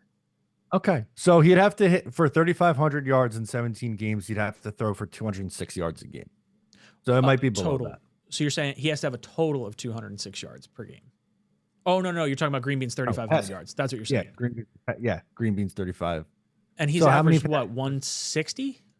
Is that what he's normally done? Or 155.6. This past year's a little bit off, though, because he played in 10 games, but only started 6. So the yards per game number at 110 passing yards per game really fucks it. Yeah, it's not really a fair assessment. But like from a realistic yards per game, like dating back to his Bear years, Bear years 166.9. He had a 197.1, but I don't know if that's a yards per game, but is that that would be passing? Yeah, 2023, 197.1. So I guess he could. That was in 13 games he played. So I'm assuming he got hurt. I don't know what he had offhand that year. But he also had, I think it was 600 yards on the ground. So he probably would have been pretty close, I guess. If he stays healthy for a full season, you're looking at 16. He had 16 passing touchdowns that year with 4 fewer games. So figure he would have eclipsed the 20 touchdown mark most likely. And then from a rushing perspective that year, he had 657 with 4 touchdowns on the ground. The year before that, he had 8 touchdowns on the ground. Interesting. I think 4,000 is a little much. I don't think we're going to get that much. Yeah. I mean, you can hope for it all you want, right? Like, and that's what we're all hoping for. But, it's just, it's a lot for him. I would love it, though. That'd be great. And look, man, that's why you got to build around him. You got to make sure the line's intact and you got to get him some real weapons. He likes the tight ends. Get him one. That's not named Stone Smart, for fuck's sake. Thank you, Mutt Viles. Danger Zone. Dano comes in and says, I won that putter, which hooked me. Doing it again. So I can't do it again. They actually stopped, as far as I'm aware, doing the like custom engraved putter. I think Blitz Crew won the putter last year at the draft party. And when we went to do it, we weren't able to engrave it. We were able to do like the jet colored putter. And Blitz Crew can remind me if my thinking's off, but I think that's what wound up happening. I have the same putter. I have one with my channel name etched into it and JETS on the side. I don't know why they stopped doing it. We've been talking about doing a golf outing for a while. Dano, maybe we'll do a golf outing and you can show off that putter. We'll get Blitz Crew in here and we'll take a picture with the three of us with the jet green putters. I like it. See, Crossfire. Green Bean doesn't know what he's talking about. He just became a Jets fan last week. What does he know? Love you guys. Love you, Crossfire. Crossfire is the best. That was funny. That was good. Sodak says, give me the under on 15 games for Fields. I mean, 15 is the highest he's played. 12, Is it 15, really? 13, 10. That first year, did he start the season or was that like he came in towards a certain part of the year? I don't remember who's their quarterback prior to that. Trubisky? I believe it was, didn't Mike Glennon start the year? Oh, okay. Mike Glennon, wow. In 2021, if I nailed Mike Glennon, I'd be very proud of myself. I think you might be right. No, I'm not right. Andy Dalton started. 6 in one hand, half dozen in the other. Yeah. Only the first 2 games, and then he got benched and would later come in. Because Fields got hurt, probably. 12. Yeah, it looks like week 12, 13, somewhere around that range. Okay. So if that's what we're looking at, if we think he's missed at least 2 games in his 3 years as starter. Yeah, I don't know. Take the under on 15. So you know we're going to have to use Tyrod at some point. Do you think we see Travis at all? Do you think there's any shot we see him this season? I would like to see him practice first. Yeah, I guess preseason would be more important. And then Tyrod's definitely going to come in. But Tyrod's made of paper. Tyrod could wind up, puncturing a lung by way of training staff or something along those lines. Field was only injured his rookie year. So why did he only play 15 games in 2022? I don't know if that might be fake news. Let's see. Justin Fields missed games 2022. Missed 4 games due to a right thumb injury sustained week 17. That's stupid AI overview. No, he missed 4 games in 2023 in the middle of the season. So that's probably that one, I would assume. Yeah. So 2023 missed 4 games, dislocated his right thumb in week 6 versus the Vikings. In 2022, he had a shoulder AC joint separation. Fields played through the injury in week 11. He missed week 12. And then he missed week 18 with I don't think I've ever seen this word. INGUINAL. Inguinal hip strain? Inguinal. Yeah, inguinal. That's a word I've never seen. Someone's got to be a doctor here, right? No, what's that mean? There's a doctor in the house. What does that word mean? The hernia. Hernia hip strain. Fields had an MRI which revealed the strain. He missed week 18. I would imagine 2023 they were not too good. 5-8. So I don't know if that was absolutely like a. Well, he was 5-8. I don't know where they were. Maybe they won one of the other games. And then he had another one of those inguinal groin pulls in 2021. 2021 he had, let's see, soreness. Yeah, I mean, look, he's missed games each year. That's really what it comes down to. So yeah, I guess the under on 15 is probably a safe bet. Crossfire. says, Ryan, do you still work at the golf resort? Thinking about booking a weekend with the wife, brother-in-law, and sister-in-law. The girls can go to the spa and the guys can golf. Yeah, Crossfire. I'm still over there. I'm in a different role. I'm no longer running the golf course or the 2 golf courses I was running. Since I had my second kid, I stepped into the golf outing sales role. So if anyone out there is looking to do a golf outing, let me know. Hit me up. And I know a guy. 6 golf courses. 1 hour outside New York City. Didn't even get paid for that plug. Kill him. That could be one of the one for the draft stream. Yeah. I got some B-roll. I should make like a little ad for myself. Yeah, there you go. Sell some golf outings. Did I miss a super chat? I feel like I missed one in there. Let me just make sure I didn't. I hope not. Let's see. Sorry. Harlan says if you do running back by committee, then you don't have running backs taken in the first 3 rounds. Then you don't have running backs. Oh, yeah. Yeah, I agree with Harlan's comment here. Talking about Genty, if you take him in the first, like, why would you do that when you're doing running back by committee? I agree. I think it makes no sense at all. Dude, we're set. Like, it's the one position that we have. Like, really? I mean, is there another position that we are stronger at on the entire team? No, I don't think so. Right? And we want to attack it.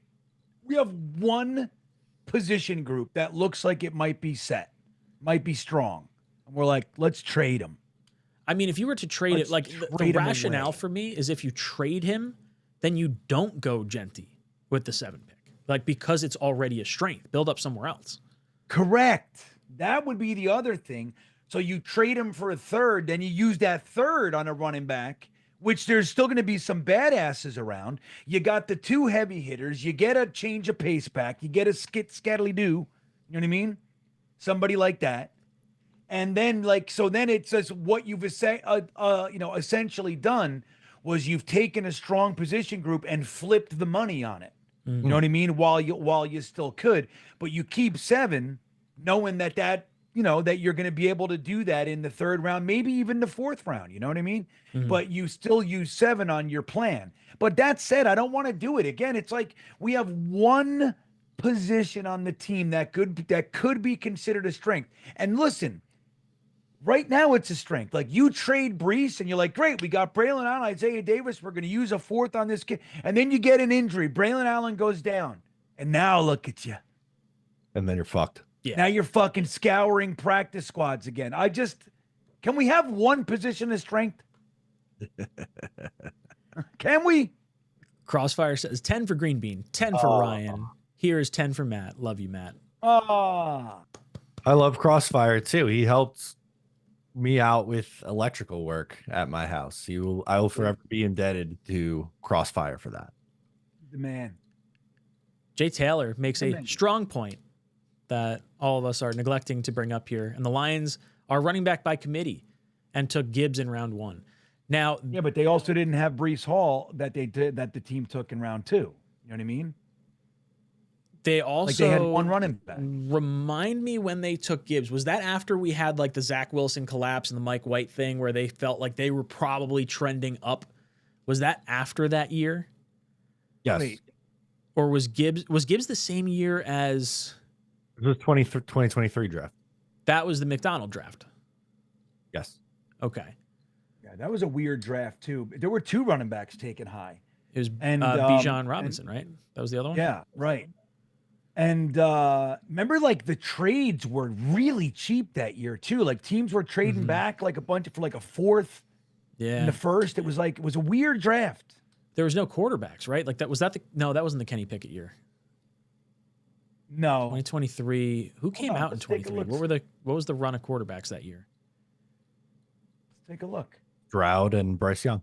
Oh, that's right. Oh, yeah, and Richardson. That's right. I forgot about that. Yeah, I mean, look, I'm not against it. Like, let's say the situation was the same. And we decided they had 2 firsts that year as well, right? Yeah. So it's an entirely different situation. You know, and it's great. I mean, look, and we have a second round. Like Breece Hall was the first round pick running back of that draft. That he was the first running back taken, if I remember correctly. There wasn't anybody above Breece Hall. No, we tried to get into the first to get him. Right. Like we should have had he 4 was the firsts. guy. Yeah, we did have 4 firsts that year. And we would have. Go on. I mean, so we had 3 firsts. Right. We had 3 firsts, and we tried to get into the first to get Breece to get that 5th year. And now having like seen how Breece has played, or you know, like when healthy, and how by comparison Ruckert and Clemens and was it Warren? Who was the tackle we took that year? Oh no, it was Mitchell. How those 3 have kind of panned out. I would probably trade those 3 to have the extra year of Breece under contract on that 5th year option at this point. So yeah, Jets kind of already did it with Breece. We just got him in the 2nd round instead of the 1st. And wasn't there rumors the Jets almost pulled the trigger on Gibbs too? If he was there, the Jets, that's what they wanted, apparently. There was that rumor. Totally. I could see it. I wouldn't have thought it. But if you're thinking like home run talent, like get as much as you can. Could you imagine trading up in the 2nd round with the top 40 pick to take Breece Hall and then taking a running back 15th overall the next year? How we would have reacted? Because it was you're right. It was back to back. Yeah, that would have been Looney Tunes. Back draft. Yeah. You know what? I think Douglas would have been fired a year early. J-Mo, he says, if they go running back, I'm going to riot. Holes all over. Yeah, I don't want Genty. I would be upset if they made that selection. Don't do it. Don't do it. Running back and quarterback, I don't want to see in the 1st round. That's how you get a memorable draft reaction from the 3 of us. Yeah. I got to find this. I got to find the Becton one. I want to see what happened to us. I'm pretty There's sure. no timestamp? I'm pretty sure we might have timestamped it. I'm also pretty sure like I didn't even look in the comments. Hold on. I think we thought it was going to be Becton. I'm almost positive. Oh, wait. There is a timestamp here. Hold on. I saved 20 minutes of scrolling. Well, I'm like a fucking old man, dude. I go clip, clip, clip, clip, clip, clip, through the whole fucking video. That's what I do, Matt. Now, you know you can hit the arrow keys, right? Like you don't have to like click each spot. Did you know that? What do you mean hit the arrow? No. If you hit the left and right arrows on your keyboard, it'll jump you little bits of time. Oh, yeah. Okay. No, yeah, I don't. Yes. I thought you meant to more. It'll find the timestamps. Oh, no. Will it do that? No. There's probably some tricks that I am unaware of. I wish I could like do a thing while we're live streaming and like YouTube knows to timestamp based on a button I click. Like that would be nice. Yeah, there's definitely some sort of macro kind of shit you can stick in there. So there's some app out there that'll do it. You know there's probably like a plugin, like a thing like after I download the video because like this saves the recording and then I can post it after. There's probably some trigger for me to do, or I could like I want to tell everybody skim through it and just real quick, clap my hands really loud, find the audio spike. Yeah, right. Piss people off that are wearing headphones. Guys, I'm adding a qualifier for every 10 likes tonight, and we only have 131 likes. This is baloney. Come on, guys. Come on, I'll add everybody. See? We could have theoretically had most of you in here, 10%. You know what I mean? Some shit like that. I don't know. Maybe we should have done 5. Does that work? Should have done 5. Double it. No, then Green Bean wouldn't be able to talk. Joe M. Yeah, I want to look at. I'm going to mute myself and listen to this thing. I was watching us with no sound at the same time. You see? Did you see the timestamp? You're so smart. You're like, there's no timestamp. It's literally the first comment. Ryan's reaction is this. Green Bean went ooh. Yeah. David went oh, and I went like ooh. That's so good. I think we knew ahead of time that the Jets really liked Becton, and that was like gonna be the pick if he was there. but like we didn't expect Wirfs to be there. If I'm remembering correctly, I think that sounds right. Oh God, what a disaster! Hey, you know what? We drafted a Pro Bowl guard that won a Super Bowl ring. Just saying. Certainly it was for us, right? For the Jets. Glass half full, right? Joe M says, I find it funny. Every year, a majority of the fans want to trade all our decent players for our first round and our first round pick for a bunch of mid round picks. Why does anyone want to retain and build? Or why doesn't anyone want to retain and build? It's because we like draft picks. Our offseason has been the highlight of our years for like since 2015. And you could even argue before 2015, the highlight was the offseason because of the way the season ended in 2015. Like basically since 2010, since that last AFC Championship game, the offseason has been our safe space. And Jet fans never want we haven't drafted well either. So trading players to try and rebuild, we're always in this constant cyclical rebuild process. And we're always picking so high that if you trade down, you get a lot of second round picks or a first round pick, an additional first in the following year. Like that's the logic. If you wind up picking in the mid first to the 20s, you're probably getting a lot less people that want to trade down and more people that are like, hey, maybe we could come up a few picks to go get player XYZ. I mean, the farthest back we've picked was pick 15 when we traded down, in the Aaron Rodgers, when we flip-flopped. And before that, I think it was the Darren Lee draft. I think would have been like pick 18 or somewhere in there. It was like 23, I think it was. 23. No, because we didn't make the playoffs that year. So we were just outside. Darren Lee was, but we were 10-6. Yeah, but... we weren't. 20 would have... Yes, we were. Yeah, we were 10-6. 20 would have been playoffs, though. So I think we were 18 or 19 that year. Darren Lee was picked. Does anyone want to venture their last guess before looking? 23. I feel so confident. I would put Ryan says. I would put my pecker on the table. I want to say it's now. 18. 16's ringing out to my head, but I'm going to say my 18. My pecker is on the table. You're Russian roulette style. Yeah, you're wrong. 23. You're wrong. It's not 23. No Ready? Shot. No shot. Pick number 20. Oh yeah, I win. Yeah, Bob Barker rules, asshole. That's right. So you were actually technically one closer than me. I was.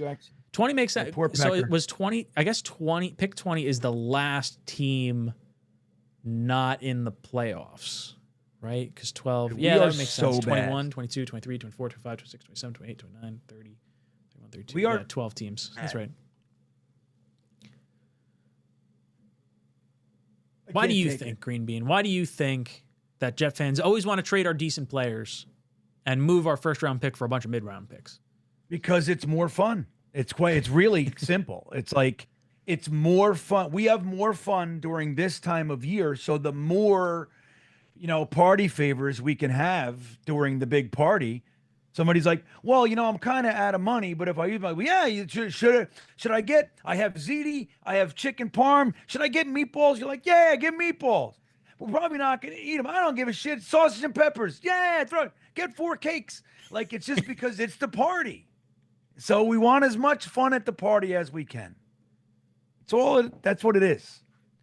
Now, if you had a first round pick to draft Italian food, what's your first round draft pick? And what would you trade down to get, from that pick? And what would a valid trade down be for you to get like 2 things? This is very abstract. This is very day 3 draft conversation. Right.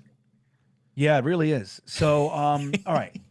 So if I'm like, look, the blue chips of the Italian food spectrum, right? So like you can get all fringy and all fun and all that kind of stuff, but if it done right, there is really nothing better than a really good al dente like bowl of pasta, spaghetti, like kind of a thing, with a really good gravy, not a marinara sauce, like a gravy, right? So the sauce made with the, with the sausage and the neck bones and the and the brajol and all that shit, like, and meatballs, cooking in it all day. Like, there's nothing better than that. That said, if you're gonna do there's the angel, like the Capellini D'Angelo's kind of a thing, which is like a pink sauce with little pieces of prosciutto and peas and an angel hair, like a Capellini, like that kind of stuff. And then you got the the chicken parms. Again, like if you're going to a fine restaurant, you're not ordering chicken parm. And if you are, you're from fucking Alabama, right? Like, you're like, I'm going to get the chicken parm. You're like, hey, fuck, it's going to be good. But, you don't do that. But if you're really, like, if you're talking about, like, the blue chips. I'm saying you're going to Olive Garden. You want top shelf Italian. Sorry. Right. Like, but, like, there's a reason chicken parm or veal parm is what it is, because it's fucking banging. You know what I mean? And if done right, if you get a really good one, there are tiers of that stuff. But then there's look, a really well done lasagna. It's like unbeatable, man. You know what I mean? Good. It's got to be good. Like, there's lasagna. All lasagna is good, but it's like, there's, you know what I mean? It's all about the tomatoes and all that kind of shit. So if I've got my draft pick, it's tough. I'm probably going to go with a really good bowl of like a twistable pasta. It can be, it probably is spaghetti, but I would go from angel hair to fettuccine. I'm fine. It's linguine. Probably spaghetti. Yeah, linguine. But like a spaghetti with a good gravy. And then you got to have good Romano cheese. I would choose Romano cheese grated over Parmesan, but I'm good with a Parmigiano Reggiano too. Ooh, Matt, what would your first round draft pick for Italian food be? I know you're gluten free, so that kind of throws a wrench in things. It does. I feel like the easy cop out is to go pizza, because that's like so versatile. Yeah, like it's so good. Yeah, but if I'm going like a meal, pizza's a meal, but you know what I mean, like an Italian meal, not like a slice of pizza. Yeah, I don't know if this might not be where you would think, but one of my favorites is chicken franchise. Oh, it's such a good one. Chicken franchise, man. Yeah, I like where Bean was going with the pasta. I think a pasta with a meat over top of it is really good. Veal parm was mentioned in the chat. I saw. I think, franchise is really good. Marsala is really good. Yeah, good Marsala, right? Yeah. We didn't even really go into like the fish, if you want like a clams fra diavolo or something like that. Fra diavolo, yeah. My father loves fra diavolo. Yeah. I would probably, I mean, the 6-year-old in me wants to say penne alla vodka, because I absolutely love a good penne alla vodka. It's such a staple. But if done right, like, look, a good garlic bread, not a meal, but like Italian, if you're going like Italian food in general, I love me some garlic bread. Big garlic bread. Any kind of sauce. Oh, it's so good. So good. But I'm going to say Marcel. Yeah, like garlic bread is good. Like, so like if you're doing garlic bread, and it's like, it's got to be like dryish, right? But like crunchy, right? But I gotta say, I almost like a really well done garlic knot. Like when they're like little buns, and there's like a lot of garlic butter and a lot of garlic. Like that to me is, almost unbeatable. Yeah. But like if I'm having like a garlic bread with like a really good pasta, it's got to be crunchy. That's like a long piece. I like long garlic bread. Baguette. Yeah. Garlic I'm gonna fuck shit up. My wife and kids are going up north. My son's got another show on Friday in Delaware, and my wife and daughter, because it's Passover this weekend, so they're going up to Baltimore, and I can't go. So I got like the house to myself, which sounds great, but I get all depressed without my wife and kids. I'm like an old puss, I play tough on TV, but I'm really just a fucking puss pants without my wife and kids. But I'm probably, because of this conversation, I'm probably going to go to like Wegmans, go to a good supermarket and get some good ingredients and make myself a disgusting feast that I hate myself. That's what I'm going to do. I want shame. Like shame. I want to feel guilty. I want shame, he said, Matt. I want shame. That's how you know you ate right. If you feel like an absolute garbage human being, just question every life decision you've ever made. I love it. Jay Taylor says, not in the running back crowd, just playing devil's advocate. Yeah, Fair. I can live with a running back in the mid rounds if they wanted to make that selection. I don't really want to sign on to it, but I definitely don't want one in the first round or even the second round for that matter. You agree that if they take a running back, you're really looking for a scat back, right? Like you're looking for a change of pace. You're looking for a quick, maybe 5'9", right? Like, $185. So someone around like, what player really comps well to what I would really like to have on this roster? Breece Hall. I'd really love to have a Breece Hall caliber back. Like that's who I would really like.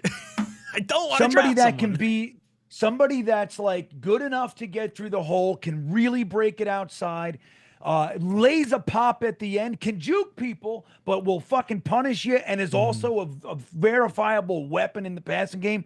That would be great. I agree with you, Ryan. Be absolutely wonderful. Whoa, it's 10 o'clock. That's what happens when we start talking Italian food. I'm disgustingly... I'm in deep crave now. Yeah, I'm in crave mode. You're saying craved. I am aroused. That's the level of excited I am for Italian food right now. Let me get one more qualifier for the Spinny Winnie. Here we go. Who is it? Who will it be? 𝐒𝐿�0𝐫𝐞𝐞. I think I already got him, though. I'm going to do it. So I only allow... This is my rules. I've been doing this for years. He's making his own rules over there. Yeah, but I don't care if they've done super chats and they win one of the qualifiers, I'll add them. But only one qualifier. I won't because you know how a Nightbot will pick the same person, a bunch of times. So 𝐒𝐿�0𝐫𝐞𝐞 already got one tonight, so I'm gonna do another one. And he has some super chats. So 𝐒𝐿�0𝐫𝐞𝐞 has a couple entries tonight. And the winner is Edward M. Edward M. That's a goodie.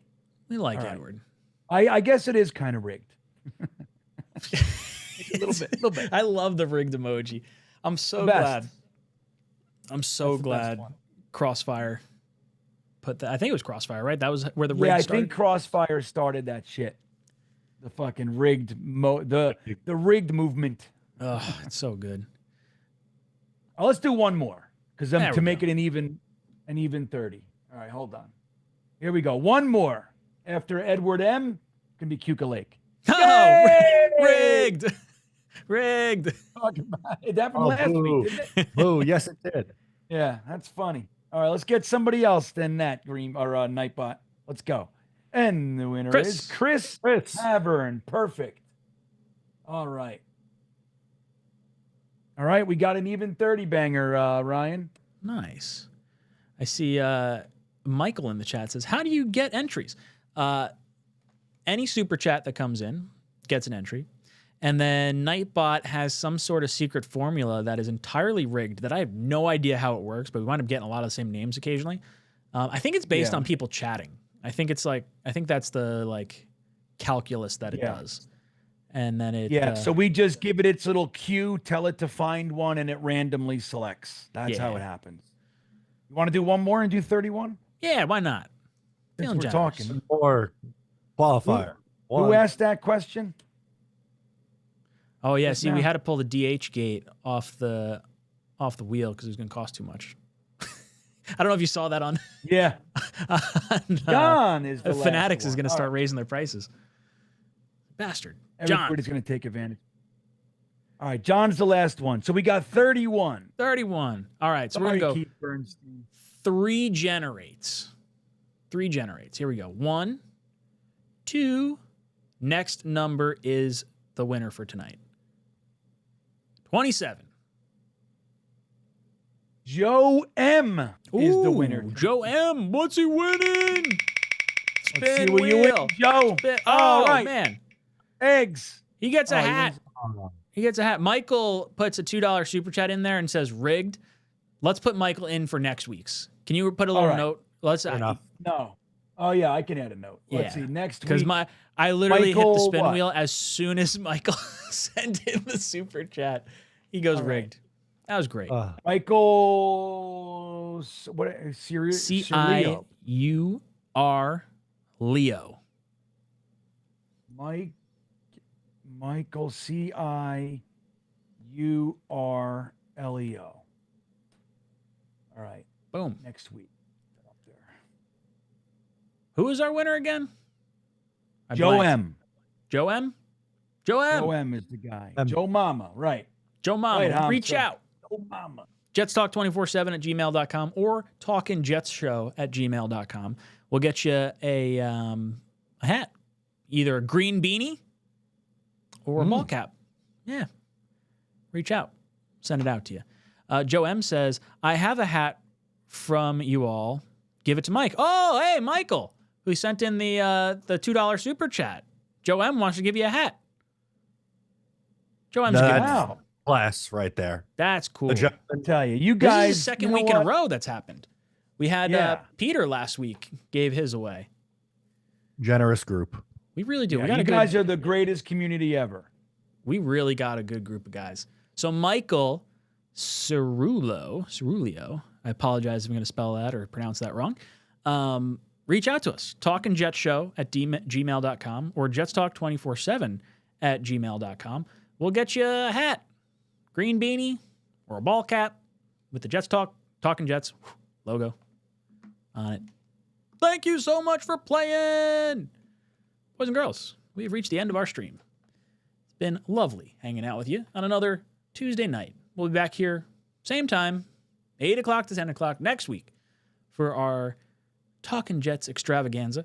Maybe next week, you know what? Let's do this. Let's do a little, we'll each make our own top 10, maybe our top 5 second round picks. That's what we'll do. We'll tease it. How about this? How about is next week is the final, right? Or no, we got one more after that. No, we got 2 more. Yeah. Yeah. So, all right. The last one, we should do a full 7-round prediction of picks, each one of us. Oh, damn. That. Sticking and staying. You know what I mean? Like, Stick and to stay. stick Yeah, and yeah. stay. Okay. All right. But so next week we'll do what? We'll get our Let's pick second-round 5. prediction? We'll not randomly, but individually, without coming together as a group, pick 5 players that we would like to see the Jets target with our second round pick, without knowing what our first round pick is obviously going to be. But I think that'll be fun to see who we come up with, and then we can kind of discuss that sort of stuff. But boys and girls, it's been a lot of fun hanging out. Bean, any last words for our panel? Yeah, I forgot to make the stream, but so I'm doing it. I'll do it right now and drop it up there. But we're gonna hang out some more at 10:30 over on Green Bean Jets Fan. If you're just not ready to call it a night, come hang out with us. We talk about New York Jets and anything else that comes up. It's a good time. We usually get an hour and a half in. So 10:30, we'll keep it going. Come on over to Green Bean's channel and we'll hang out some more. Matt, any last words? O'Leary. I am going to go eat because now I'm hungry after all this Italian. Yeah, Matt, what do you got? Realistically, what are you eating?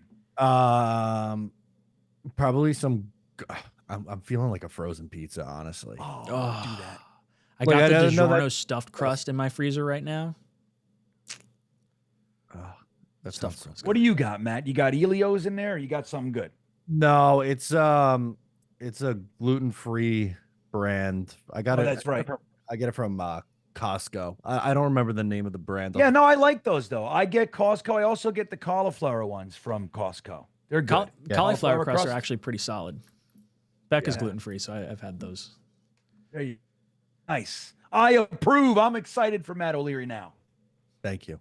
Boys and Yeah. girls, we'll see you next week here on Talkin' Jets.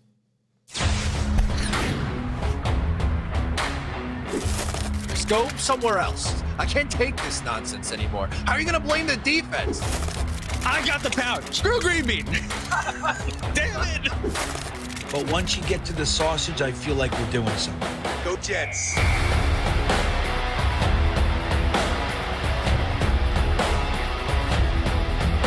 And that's the other part of it is that people are insanely jealous of this show. This show gets the best of the best, and it does a different way with positivity. He scores! What would you give up to see a Jets Super Bowl? All of my friends and family. Hit those milk thumbs, boys and girls. Freeze run. Hold on to your underwear, ladies, and stand by, bitches. It's now time for Talkin' Jets with your hosts, Matt, Ryan, and Green Bean. Jets!